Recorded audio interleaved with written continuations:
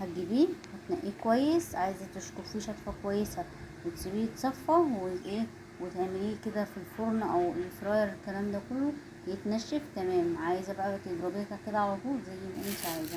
معاكي طاسه هتجيبي ب10 جنيه او ب15 جنيه. خدي ايه حبه توابل كده برضه تعمليها. معاكي هنا قرفه، ما تجيبهاش مطحونه، عايزه تجيبيها مطحونه انت حره، بس دي بتبقى اضمن يعني. معاكي ايه كاري وكركم، معاكي زعتر، معاكي كمون، معاكي كزبره، توم بودره على بصل بودره. بتضربيهم كويس وبعد كده ايه تحمصيهم شويه على النار، يعني ايه من دقيقتين ل3. ما تسيبيش 10 دقايق ربع ساعه يتحرقوا معاكي يمرروا معاكي الكلام ده كله.